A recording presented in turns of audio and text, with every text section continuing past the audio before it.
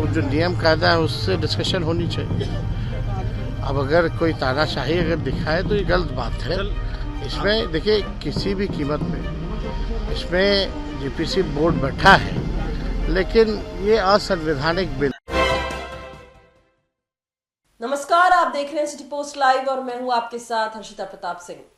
पूर्व बाहुबली सांसद अनंत सिंह पर गोलीबारी होने के बाद कल अनंत सिंह ने इस पूरे मामले को लेकर बाढ़ कोर्ट में सरेंडर कर दिया था और अब वो 14 दिन की न्यायिक हिरासत में है, जिसको लेकर नेता प्रतिपक्ष तेजस्वी यादव ने जबरदस्त तंज कसा है, निशाना साधा है और कहने लगे हैं कि ये सब केवल एक आई वॉश है। कुछ दिनों में अनंत सिंह खुद ही जेल से बाहर आ जाएंगे। जैसा कि आप जानते हैं, करीब 3 दिनों पहले मोकामा में अनंत सिंह पर जमकर गोलियां बरसाई गई। बार बार बचे अनंत सिंह। वहीं गोली बरसाने वाला सोनू मोनू गैंग का सोनू भी एक और जहां थाने जाकर सरेंडर करता है, वहीं दूसरी ओर अनंत सिंह भी बाढ़ कोर्ट में पहुंचकर आत्मसमर्पण कर देते हैं और एक बार फिर से करीब 6 महीने के बाद बेऊर जेल 14 दिन की न्यायिक हिरासत में पहुंच जाते हैं।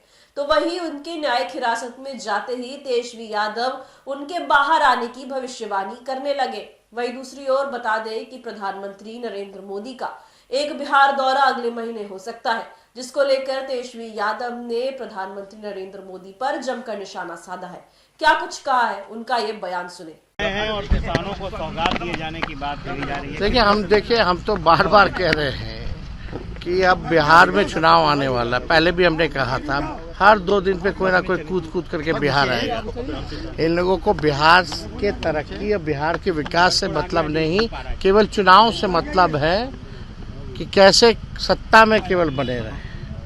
अब तक बिहार को विशेष राज्य का दर्जा क्यों नहीं दिया जा रहा है? विशेष पैकेज क्यों नहीं दिया जा रहा? अब चुनाव आएगा तो बड़ी बड़ी बातें होंगी, फिर चुनाव के बाद सब भूल जाने वाला। ये सब काम करने वाले लोग नहीं हैं।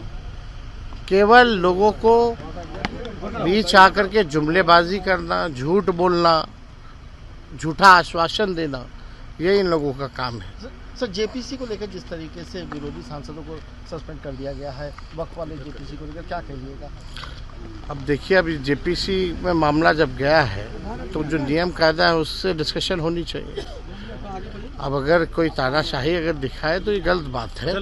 इसमें देखिए किसी भी कीमत पे इसमें जीपीसी बोर्ड बैठा है, लेकिन ये असंवैधानिक बिल है। इसका कोई भी जो है तर्क नहीं है, इस चीज़ों का कोई मतलब नहीं है। लॉ एंड ऑर्डर पर ललन सिंह ने कहा है कि आपने जो टिकट दिया था, लॉ एंड ऑर्डर पे सीएम साइलेंट है एकदम। भाई सीएम तो अचेत हो चुके हैं, अब तो प्रोटोकॉल भी भूल गए हैं।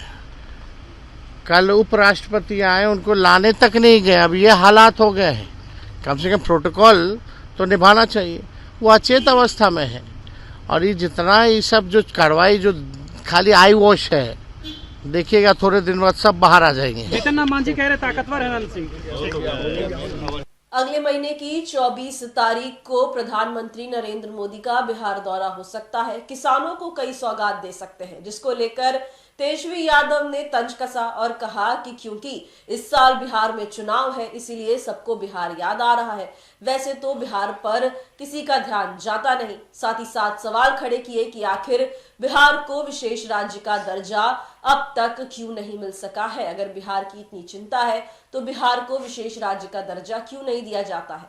साथ ही साथ सीएम नीतीश कुमार पर निशाना साधा, कहने लगे कि वो बिल्कुल अचेत हो चुके हैं, लॉ एंड ऑर्डर उन्हें कुछ नजर नहीं आ रहा, प्रोटोकॉल तक भूल चुके हैं। क्योंकि जब कल उप राष्ट्रपति जगदीप धनखड़ आए थे पटना, तब उन्हें वो रिसीव करने एयरपोर्ट तक नहीं पहुंचे थे। अब प्रोटोकॉल का भी ध्यान सीएम नीतीश कुमार को नहीं है। वहीं दूसरी ओर अनंत सिंह से जुड़े पूरे मामले को लेकर भी निशाना साधा और पलटवार करते हुए कहा कि ये जो अनंत सिंह 14 दिन की न्यायिक हिरासत में है, ये केवल आई वॉश करने का काम है और जल्द ही अनंत सिंह जेल से बाहर आ जाएंगे।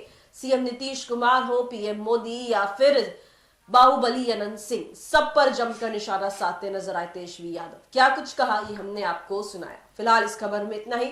आप आगे की खबरों के लिए देखते रहिए सिटी पोस्ट लाइव। धन्यवाद।